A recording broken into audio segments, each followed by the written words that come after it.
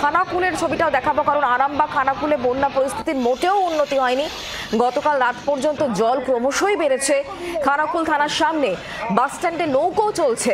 বানভাসী খানাকুল 1 ও 2 BDO office, post office, ভূমি দপ্তরের অফিসেও জল ঢুকে পড়েছে। আরামবাগ খানাকুলে লক্ষাধিক মানুষ বন্যা কবলিত, প্লাবিত কয়েকশো গ্রাম, ক্ষতিগ্রস্ত প্রচুর বাড়ি। বেশ কয়েকটি ত্রাণ শিবিরেও জল ঢুকে পড়েছে। এই বিষয় নিয়ে আমাদেরকে আরো জানাচ্ছেন দিব্যেন্দু, এই মুহূর্তে আমাদের সঙ্গেই রয়েছেন আমাদের প্রতিনিধি টেলিফোন লাইনে। দিব্যেন্দু, পরিস্থিতির মোটেও উন্নতি হচ্ছে না, বরং আরো খারাপ হচ্ছে। কি পরিস্থিতি এই মুহূর্তে? সকাল থেকে কি একটুখানি হলেও পরিবর্তন হয়েছে? না, একটুখানি হলেও কিন্তু পরিবর্তন হয় না, কারণ আমরা দেখছি এর আগেও 2017, 2019 যে বন্যা হয়েছিল বা 2021 যে বন্যা হয়েছিল, তখন কিন্তু বিডিও অফিস বলো বা Khanakul 1 BDO office, Khanakul 2 BDO office, panchayat সমিতি, থানা, ওটাও কোনো জল ঢোকে না, বা কোনো স্বাস্থ্যকেন্দ্রে কোনো জল ঢোকে না, বা গ্রামের হাসপাতালগুলো জল ঢোকে না। কিন্তু এইভাবে যে একটা ভয়ঙ্কর পরিস্থিতি হয়েছে, এখানে কিন্তু সমস্ত দেখতে পাচ্ছি যে খানাকুল থানার সামনে কিন্তু কার্যত নৌকা চলছে, বিডিও অফিস জলমগ্ন, হাসপাতালগুলো জলমগ্ন। মানুষ যাবে কি করে? কালকে কিন্তু বিকালে একটা দুতলা বাড়ি থেকে একটা প্রসূতি গর্ভবতী মহিলাকে, মাকে পুলিশ কিন্তু গিয়ে উদ্ধার করতে একটা মানবিক কাজ করেছে পুলিশ। সেই ভয়ঙ্কর পরিস্থিতি সৃষ্টি হয়েছে আমরা দেখিয়েছি, এবং জানা যাচ্ছে যে এইভাবে যে বৈশিষ্ট্য বিভিন্ন জায়গায় কিন্তু বাঁধ ভেঙেছে। এত বাঁধ কিন্তু অন্যভাবে কোনোভাবে বাঁধেনি। বাঁধ ভেঙেছে, পাকা রাস্তা ভেঙেছে, এবং নদীর তীরে যে বাঁধগুলো তার উপরে ঢালাই রাস্তা, সেই ঢালাইগুলো ভেঙে পড়েছে। একাধিক বাঁধ ভাঙায় এই পরিস্থিতি সৃষ্টি হয়েছে। কিন্তু এখানে প্রশাসনের একেবারেই অসংগত পরিস্থিতি। কিন্তু প্রশ্ন উঠেছে যে যেখানে রাজ্য সরকার কোটি কোটি টাকা বরাদ্দ করছে বাঁধ নির্মাণে, সেখানে রাজ্য মহকুমা দপ্তর, মহকুমা সেচ দপ্তর, জেলা সেচ দপ্তর, তারা কি করছে? তারা বাঁধ বাঁধছে, কিন্তু সেই ভাব শক্ত বাঁধ বাঁধেনি। প্রত্যেক বছর একইভাবে একই জায়গা থেকে এই বাঁধগুলো ভেঙে যায় এবং মানুষ অসহায় হয়ে পড়ে। সেই আধিকারিকরা কোনো উত্তর দিতে পারে না, কেন বাঁধ ভাঙছে, কেন? সরকার তো পয়সা প্রচুর দিচ্ছে, কোটি কোটি টাকা বরাদ্দ করছে, তাদের বক্তব্য। তবুও কেন তারা কংক্রিটের বাঁধ দেওয়া ঠিক মতো কাজ করতে পারছে না? ওই বাড়ির সমস্যার সঙ্গে প্রশাসনের তরফ থেকে কি ব্যবস্থা নেওয়া হয় এবং এই ক্ষোভের নিরসন হয় কিনা সেদিকে দিব্যেন্দু আমাদের নজর থাকবে। অনেক ধন্যবাদ টেলিফোন লাইনে থাকার জন্য। আর এবার জানাবো আপনাদেরকে, দুর্গাপুর ব্যারেজ থেকে জল ছাড়া যে পরিমাণ তা ধাপে ধাপে কমানো হয়েছে। আজ সকালে ছাড়া হয়েছে 58,075 কিউসেক জল।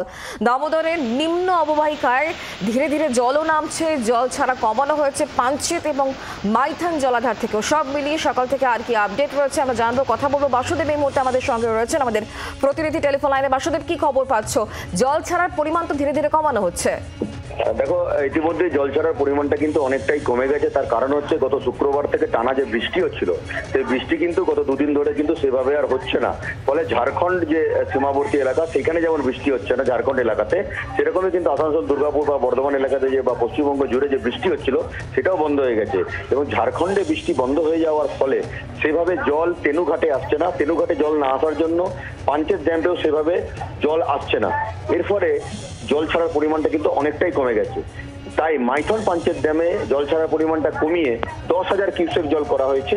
অন্যদিকে তেনুঘাট থেকে যে জলটা আসছে পাঞ্চেত ড্যামে, সেখানে জল ছাড়ার পরিমাণটা কমিয়ে 40,000 করা হয়েছে। অর্থাৎ 50,000 কিউসেক জল মাইথন ও পাঞ্চেত মিলিয়ে যে জলটা আসছে, সেই জলটা চলে আসছে সোজা দুর্গাপুর ব্যারেজে।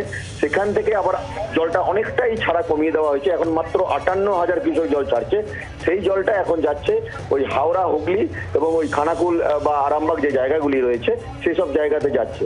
ফলে এখন কিন্তু বন্যার পরিস্থিতি যেটা ছিল অন্যান্য জায়গাতে, জল ছাড়ার পরিমাণটা কমে যাওয়ার ফলে আস্তে আস্তে পরিস্থিতি স্বাভাবিক হওয়ার কথা। যদি বৃষ্টিপাত আবার পুনরায় না হয়, জল ছাড়ার পরিমাণটা যদি না বাড়ায়, তাহলে কিন্তু এইভাবেই সমস্যার অনেকটাই সমাধান হবে বলে জানতে পারা যাচ্ছে। ধন্যবাদ বাসুদেব। দুর্গাপুর ব্যারেজ থেকে জল ছাড়ার পরিমাণ আস্তে আস্তে কমানো হয়েছে। আজ সকালে ছাড়া হয়েছে 58,075 কিউসেক জল, এবং সেই সঙ্গে মাইথন থেকে 10,000 এবং পাঞ্চেত থেকে 10,000 কিউসেক জল ছাড়া হয়েছে। জল ছাড়ার পরিমাণ কমানো হচ্ছে ধীরে ধীরে, কারণ যেহেতু দুদিন ধরে বৃষ্টিপাত হয়নি, সে কারণে জল ছাড়ার পরিমাণ কিন্তু আস্তে আস্তে কমানো হয়েছে। আজ সকাল থেকে যেমনটা খবর পাওয়া যাচ্ছে, 58,075 কিউসেক জল ছাড়া হয়েছে দুর্গাপুর ব্যারেজ থেকে। সেই সঙ্গে জল ছাড়ার পরিমাণ কমানো হয়েছে পাঞ্চেত এবং মাইথন জলাধার থেকেও। মাইথন থেকে 10,000 এবং পাঞ্চেত থেকে 40,000 কিউসেক জল এখনো পর্যন্ত ছাড়া হয়েছে বলেই খবর পাওয়া যাচ্ছে। বাংলার আওয়াজ, বাঙালির আবেগ, জি 24 ঘন্টা।